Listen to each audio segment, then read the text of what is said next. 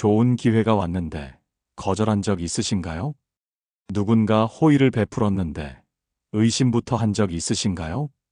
이상합니다. 복이 왔는데 스스로 차버리는 겁니다. 그리고 나중에 후회합니다. 그때 그 기회를 잡았더라면, 그 사람 말을 들었더라면. 하지만 이미 늦었습니다. 복은 기다려주지 않습니다. 오늘 이 영상을 끝까지 보시면 왜 우리가 스스로 복을 차버리는지 그 5가지 특징을 명확하게 아시게 될 겁니다. 그리고 앞으로는 복이 왔을 때 확실하게 잡는 방법을 배우시게 될 겁니다.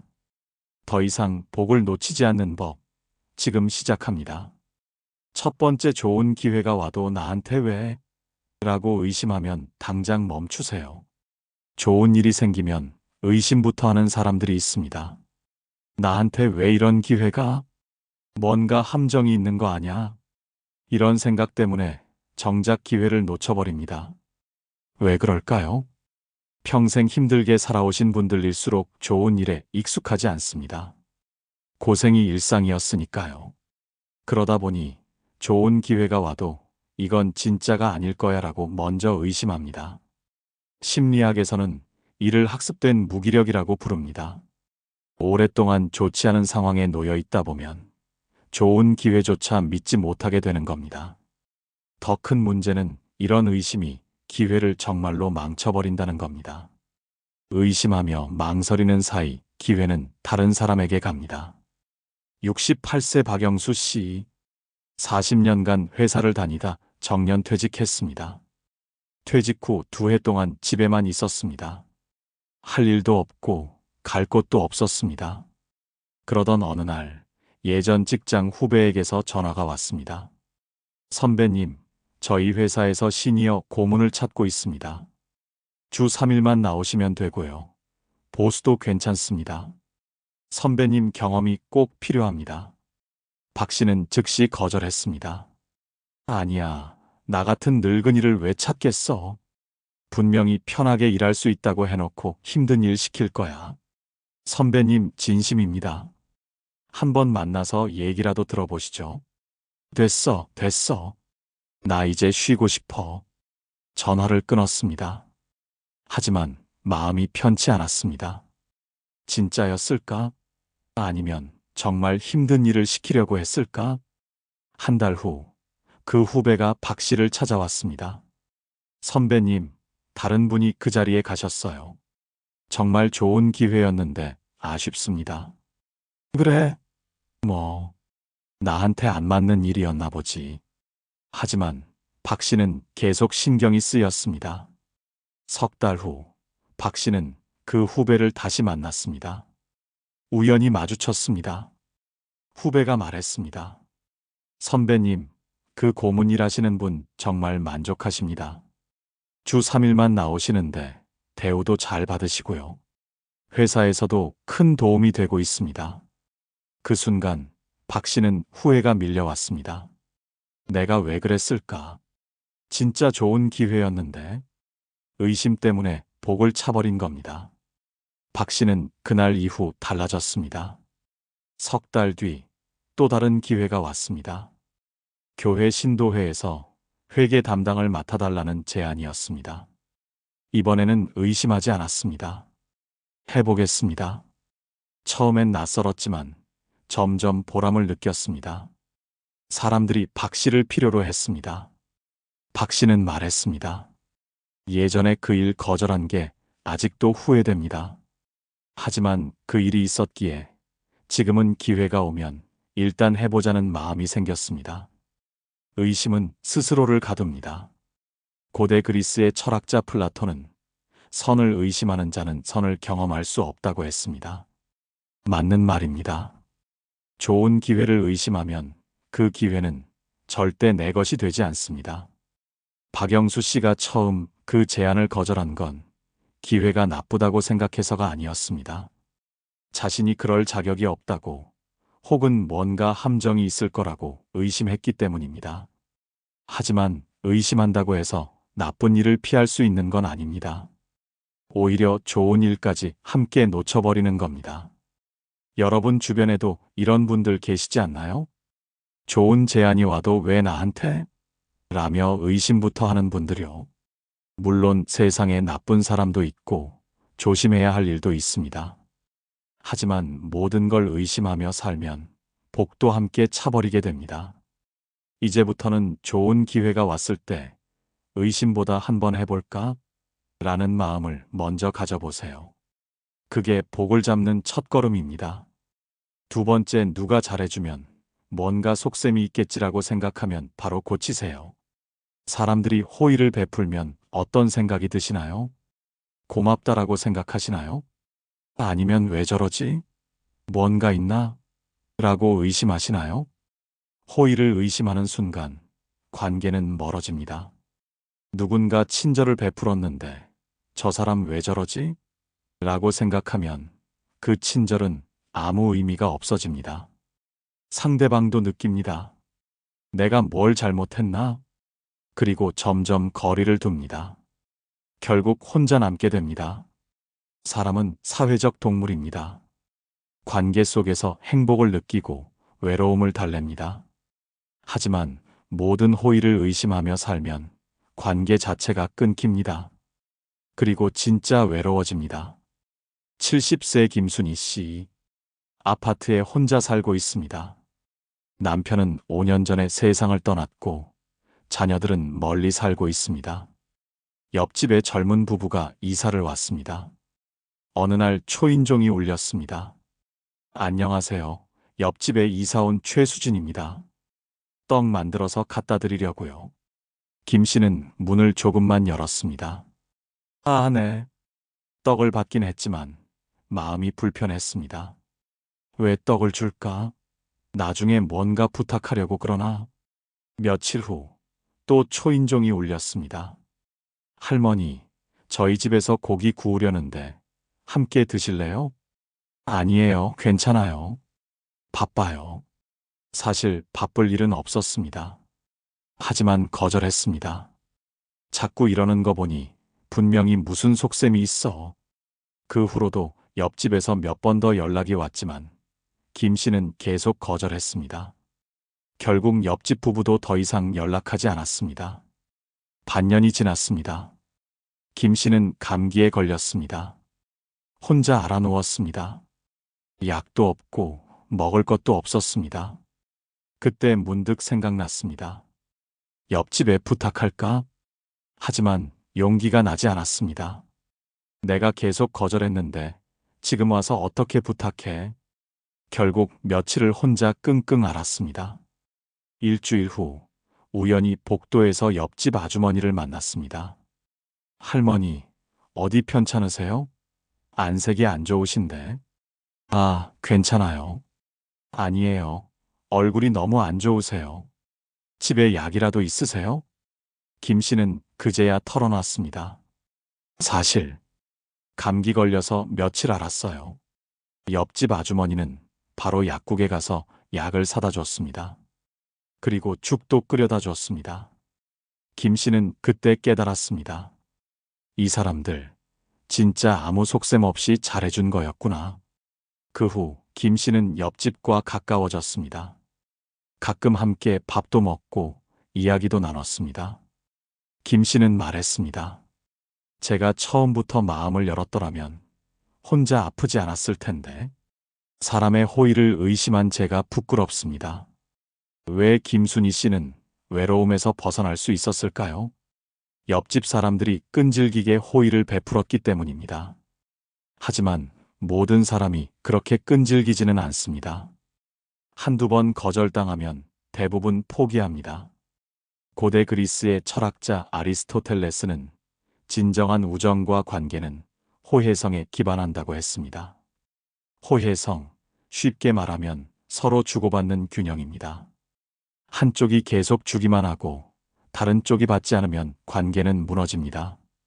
김 씨가 처음에 떡을 받으면서도 의심했던 건 과거의 상처 때문이었을 겁니다. 누군가에게 배신당한 경험, 이용당한 기억이 있었을지 모릅니다. 하지만 그 경험을 모든 사람에게 적용하면 관계는 시작조차 할 수 없습니다. 물론 조심해야 할 때도 있습니다. 하지만 작은 호의까지 의심하며 살 필요는 없습니다. 누군가 떡 한 접시 갖다 줬다고, 밥 한 번 같이 먹자고 했다고, 그게 무슨 큰 음모일까요? 대부분은 그냥 진심입니다. 외로운 옆집 할머니가 걱정돼서 같이 밥 먹으면 좋겠어서 그러는 겁니다. 이제는 호의를 호의로 받아들이세요. 그게 관계를 만들고 외로움을 덜어주고 인생을 풍요롭게 만듭니다. 세 번째, 나이가 이런데 뭘이라는 말이 나오면 즉시 끊으세요. 나이 참 편한 핑계입니다. 나이가 이런데 뭘 하겠어? 이제 늙었는데 새로운 걸 배워서 뭐 해? 이 말 한마디면 모든 게 정당화됩니다.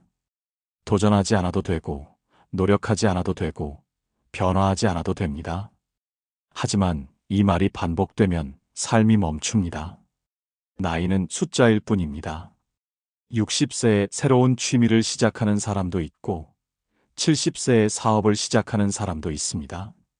반대로 50세에 이제 늙었다며 아무것도 하지 않는 사람도 있습니다. 차이는 나이가 아닙니다. 마음가짐입니다. 65세 이명자 씨, 결혼한 지 40년이 넘었습니다. 평생 가정주부로 살았습니다. 자녀들은 모두 독립했고 남편은 여전히 직장에 다니고 있습니다. 어느 날 동네 문화센터에서 공고를 봤습니다. 시니어 서예 교실 수강생 모집. 이 씨는 관심이 생겼습니다. 어렸을 적 할아버지가 서예를 하시던 모습이 떠올랐습니다. 그때는 멋있어 보였습니다. 하지만 곧 고개를 저었습니다. 나이가 이런데 뭘. 이제 와서 서예를 배워서 뭐 하겠어. 일주일 후 친구가 전화했습니다. 명자야, 나 문화센터에서 서예 배우기로 했어. 너도 같이 할래? 아니야, 나는 그런 거 못해. 나이도 있고. 무슨 소리야? 우리 또래가 딱 배우기 좋은 나이야. 같이 하자. 됐어, 나는 바빠. 사실 바쁜 일은 없었습니다. 그냥 핑계였습니다. 석 달 후, 이 씨는 친구를 만났습니다. 친구는 달라져 있었습니다. 밝아졌고, 표정도 생기가 있었습니다. 명자야, 서예 정말 재미있어. 처음엔 어려웠는데 하다 보니까 손에 익더라고. 선생님도 잘한다고 칭찬해 주시고. 친구는 가방에서 작품 하나를 꺼내 보여줬습니다. 평온. 붓글씨로 쓴 한자였습니다. 이거 내가 쓴 거야. 집에 액자로 걸어놨어. 이 씨는 부러웠습니다. 그리고 후회했습니다. 나도 할 걸. 나이 핑계 대지 말고. 한 달 후, 이 씨는 문화센터에 등록했습니다. 늦었지만 시작했습니다. 처음엔 붓을 잡는 것도 어색했습니다. 하지만 일주일, 한 달, 석 달이 지나자 조금씩 익숙해졌습니다. 선생님이 말했습니다. 이명자 씨, 소질이 있으세요. 더 열심히 하시면 전시회도 나갈 수 있어요. 이 씨는 그때 깨달았습니다. 나이는 핑계였구나. 두려웠던 거야. 새로운 걸 시작하는 게. 1년 후, 이 씨는 문화센터 전시회에 작품을 출품했습니다. 작은 전시회였지만 가족들이 모두 와서 봤습니다. 남편이 말했습니다. 당신, 이런 재능이 있었어? 나도 몰랐네. 이 씨는 말했습니다. 나도 몰랐어요. 나이 핑계 대지 않았더라면 더 일찍 시작할 걸 그랬어요. 배움의 나이가 어디 있습니까? 고대 그리스의 철학자 헤라클레이토스는 만물은 흐른다고 했습니다. 세상은 끊임없이 변합니다. 강물이 흐르듯, 계절이 바뀌듯 사람도 변해야 합니다. 나이를 먹는다는 건 변화를 멈추라는 뜻이 아닙니다. 오히려 더 많은 경험과 지혜를 가지고 새로운 걸 시도하라는 뜻입니다. 이명자 씨가 나이가 이런데 뭘이라고 말했을 때 사실은 나이가 문제가 아니었습니다. 두려움이 문제였습니다. 새로운 걸 시작했다가 실패하면 어쩌나, 다른 사람들이 비웃으면 어쩌나 하는 두려움이요. 하지만 시작하지 않으면 아무것도 얻을 수 없습니다. 실패할 수도 있습니다. 서툴 수도 있습니다. 하지만 그게 뭐 어떻습니까? 시도하는 것 자체가 의미 있습니다. 65세에 서예를 시작해서 1년 만에 전시회에 나간 이 씨를 보세요. 나이는 핑계였습니다. 지금이라도 늦지 않았습니다. 하고 싶었던 것, 배우고 싶었던 것, 지금 시작하세요. 나이가 이런데라는 말이 나오려고 하면 즉시 끊으세요. 그리고 지금이 딱 좋은 때야라고 말하세요. 그게 복을 부르는 말입니다. 네 번째 예전에 실패했으니까 이번에도 안 될 거야라고 생각하면 즉시 멈추세요. 과거의 실패, 참 무섭습니다. 한 번 실패하면 평생 그 기억에 갇힙니다. 예전에 해봤는데 안 됐어. 그때 그렇게 망했는데 또 할 수 있겠어? 과거가 현재를 지배하는 겁니다. 하지만 과거와 현재는 다릅니다. 그때의 나와 지금의 나는 다른 사람입니다. 상황도 다르고 조건도 다릅니다. 과거의 실패가 미래의 실패를 보장하지 않습니다. 오히려 과거의 경험이 지금의 성공을 도울 수도 있습니다. 실패에서 배운 게 있으니까요. 하지만 과거에 갇혀 있으면 새로운 시도조차 할 수 없습니다. 그리고 기회는 영영 지나갑니다. 72세 최동수 씨. 젊었을 때 작은 식당을 했습니다. 처음 몇 년은 잘 됐습니다.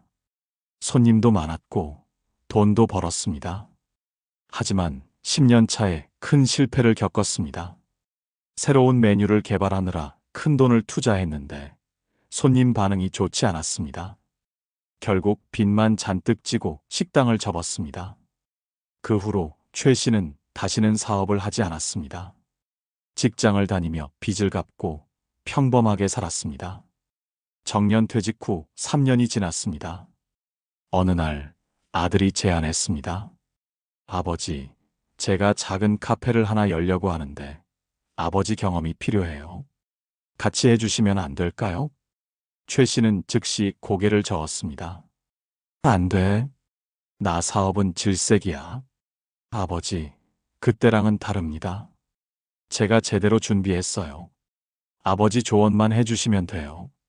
예전에 실패했으니까 이번에도 안 될 거야. 너 혼자 해. 아들은 아쉬워했지만 혼자 카페를 열었습니다. 석 달 후, 최 씨는 아들의 카페를 방문했습니다. 손님이 꽤 있었습니다. 분위기도 좋았습니다. 아들이 말했습니다.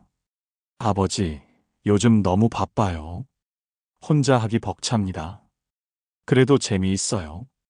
최 씨는 마음이 복잡했습니다. 내가 도왔더라면 더 잘 됐을 텐데. 한 달 후, 아들이 다시 부탁했습니다. 아버지, 메뉴 개발 좀 도와주실 수 있으세요? 아버지 경험이 정말 필요해요. 이번에는 거절하지 않았습니다. 그래, 한번 해보자. 최 씨는 아들과 함께 새로운 메뉴를 만들었습니다. 예전 식당에서 했던 메뉴를 조금 변형했습니다. 손님 반응이 좋았습니다. 이거 정말 맛있어요. 어디서도 먹어본 적 없는 맛이에요. 아들이 말했습니다. 아버지, 역시 경험이 다르시네요. 처음부터 같이 했으면 더 좋았을 텐데. 최 씨도 인정했습니다. 내가 과거에 너무 갇혀 있었나 봐. 그때 실패는 그때의 일이지. 지금과는 달라. 반년 후, 카페는 더 잘 됐습니다. 최 씨는 일주일에 두세 번 나가서 아들을 도왔습니다. 그리고 말했습니다. 예전 실패 때문에 이런 기회까지 놓칠 뻔했어. 과거는 과거일 뿐이야. 지금은 다르더라고. 과거는 무덤이 아닙니다. 교훈입니다. 로마의 철학자 에픽테토스는 과거는 바꿀 수 없지만 과거를 대하는 태도는 바꿀 수 있다고 했습니다. 정확한 지적입니다. 최동수 씨가 처음에 아들의 제안을 거절한 건 실패가 두려워서가 아니었습니다. 과거의 실패가 자신을 정의한다고 생각했기 때문입니다. 나는 사업에 실패한 사람이야. 또 하면 또 실패할 거야. 하지만 그건 사실이 아닙니다. 그때의 실패는 그때의 상황, 그때의 조건, 그때의 준비 상태에서 일어난 일입니다. 지금은 다릅니다. 경험도 쌓였고 지혜도 생겼습니다. 무엇보다 과거의 실패에서 배운 게 있습니다. 그 교훈을 활용하면 오히려 성공 가능성이 높아집니다. 과거의 실패를 평생 짊어지고 살 필요 없습니다. 내려놓으세요. 그리고 지금을 보세요. 예전에 실패했으니까 이번에도 안 될 거야 라는 생각이 들면 즉시 멈추세요. 그리고 이렇게 말하세요. 그때는 그랬지만 지금은 다르다. 한번 해보자. 그게 복을 잡는 용기입니다. 5번째, 내가 그럴 자격이 있나 싶으면 그 생각부터 버리세요. 자격, 참 무서운 단어입니다. 내가 그럴 자격이 있나? 나 같은 사람이 그런 걸 받아도 되나? 이런 생각이 복을 가로막습니다. 낮은 자존감입니다. 평생 누군가를 위해 희생하며 살아온 분들일수록 자신의 가치를 낮게 봅니다. 나는 별로야. 나는 그냥 평범한 사람이야. 나보다 더 나은 사람이 많아. 이런 생각이 습관처럼 박혀 있습니다. 그래서 좋은 일이 생겨도 내가 받을 자격이 있나 싶어서 사양합니다. 하지만 자격은 누가 정하는 걸까요? 당신이 생각하는 것보다 당신은 훨씬 가치 있는 사람입니다. 당신이 살아온 시간, 쌓아온 경험, 견뎌온 고통, 그 모든 것이 당신의 가치입니다. 자격 없는 사람은 없습니다. 그냥 스스로 자격이 없다고 믿는 사람이 있을 뿐입니다. 67세 정미숙 씨. 평생 남편과 자식을 뒷바라지했습니다. 자신을 위한 시간은 없었습니다. 가족이 우선이었으니까요. 자녀들이 모두 결혼하고 손주도 생겼습니다. 어느 날 딸이 제안했습니다. 엄마, 우리 아이 한 달에 한 번 정도 봐주실 수 있으세요? 일이 너무 바빠서요. 물론 사례는 드릴게요. 정씨는 당황했습니다. 사례? 그게 무슨 소리야? 손주 보는 건 당연한 건데. 아니에요, 엄마. 엄마 시간도 소중하잖아요. 제대로 드려야죠. 정씨는 손을 저었습니다. 됐어, 됐어. 나 같은 사람이 돈을 받다니. 그냥 봐줄게. 엄마, 왜 그렇게 말씀하세요? 엄마도 당연히 받으실 자격이 있어요. 아니야. 나는 그냥 할머니니까. 손주 봐주는 건 당연한 거지. 딸은 더 이상 말하지 않았습니다. 하지만 마음이 불편했습니다. 한 달 후, 딸이 다시 이야기를 꺼냈습니다. 엄마, 제 친구 어머니는 손주 봐드릴 때 용돈 받으세요. 그게 맞는 거래요. 엄마 시간과 노력에 대한 존중이래요. 정씨는 고개를 저었습니다. 나는 괜찮아. 나 같은 사람이 뭘 받겠어. 엄마, 왜 자꾸 나 같은 사람이라고 하세요? 엄마가 얼마나 소중한 분인데요. 정씨는 대답하지 못했습니다. 사실 자신도 왜 그런지 몰랐습니다. 그냥 습관처럼 나온 말이었습니다. 석 달 후, 정씨는 친구들과 모임을 가졌습니다. 친구 하나가 말했습니다. 나는 손주 봐줄 때 딸한테 용돈 받아. 내 시간도 소중하니까. 그래. 나는 그냥 봐줘. 돈 받는 건 좀. 왜? 우리도 당연히 받을 자격이 있지. 손주 돌보는 게 얼마나 힘든데. 다른 친구가 거들었습니다. 맞아.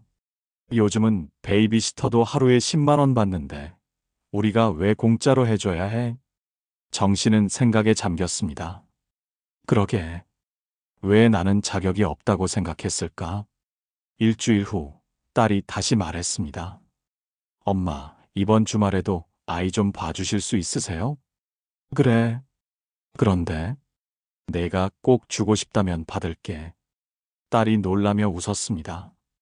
엄마, 왜 갑자기 마음이 바뀌셨어요? 생각해봤는데 내 말이 맞는 것 같아. 내 시간도 소중하고 내 노력도 가치가 있으니까. 딸이 엄마를 안았습니다. 엄마, 드디어 알아주시네요. 엄마는 정말 소중한 분이에요. 정씨는 그때 깨달았습니다. 평생 자신의 가치를 낮게 봤다는 것을. 그리고 그게 얼마나 잘못된 생각이었는지를. 67세입니다. 정미숙 씨가 자신의 가치를 처음으로 인정한 나이요. 로마의 철학자 마르쿠스 아우렐리우스는 이렇게 말했습니다. 당신이 스스로를 어떻게 평가하는가가 당신의 가치를 결정한다. 당신이 스스로를 하찮게 여기면 세상도 당신을 그렇게 대합니다. 반대로 당신이 스스로를 소중하게 여기면 세상도 당신을 존중합니다. 정미숙 씨가 나 같은 사람이라고 말했을 때 그건 겸손이 아니었습니다. 자기 비하였습니다. 평생 누군가를 위해 희생하며 살다 보니 자신의 가치를 잊어버린 겁니다. 하지만 희생한다고 해서 가치가 없어지는 건 아닙니다. 오히려 더 큰 가치를 증명하는 겁니다. 당신이 누군가를 위해 시간을 쓰고 노력을 하고 사랑을 준다면 그건 엄청난 가치입니다. 그 가치를 인정받을 자격이 당연히 있습니다. 내가 그럴 자격이 있나? 이 질문이 나오려고 하면 즉시 멈추세요. 그리고 이렇게 대답하세요. 그럼 당연히 있지. 당신은 충분히 자격이 있습니다. 좋은 것을 받을 자격, 존중받을 자격, 행복할 자격이 있습니다. 그걸 스스로 인정하는 순간 복도 당신을 알아봅니다. 오늘 우리는 스스로 복을 차버리는 5가지 특징을 살펴봤습니다. 첫 번째, 좋은 기회를 의심하는 것. 두 번째, 타인의 호의를 의심하는 것. 세 번째, 나이를 핑계대는 것. 네 번째, 과거의 실패에 갇히는 것. 다섯 번째, 자격이 없다고 생각하는 것. 이 5가지가 우리 스스로 복을 밀어내게 만듭니다. 하지만 이제는 아시잖아요. 의심을 멈추고 나이를 핑계대지 않고 과거에서 벗어나고 자신의 가치를 인정하면 복이 보인다는 것을. 처음에는 어색하고 어려울 수 있습니다. 평생 그렇게 살아왔으니까요. 하지만 조금씩 바꿔보세요. 작은 기회가 왔을 때 의심 대신 한번 해볼까? 라고 말해보세요. 누군가 호의를 베풀 때 고맙습니다 라고 자연스럽게 받아들여 보세요. 새로운 걸 시작하고 싶을 때 나이가 이런 데가 아니라 지금이 딱 좋은 때야 라고 생각해 보세요. 그러면 분명히 변화를 경험하실 겁니다. 복이 보이기 시작할 겁니다. 그리고 그 복을 잡을 수 있게 될 겁니다. 오늘 이야기가 도움이 되셨다면 좋아요를 눌러주시고 앞으로도 이런 유익한 내용을 받아보고 싶으시다면 구독도 부탁드립니다. 그리고 댓글로 여러분의 경험도 나눠주세요. 혹시 좋은 기회를 놓쳤던 경험이 있으신가요? 나중에 후회했던 순간이 있으신가요? 아니면 용기 내어 복을 잡았던 경험이 있으신가요? 여러분의 지혜로운 경험담이 같은 고민을 하는 다른 분들에게도 큰 힘이 될 겁니다. 오늘도 좋은 하루 보내세요. 감사합니다.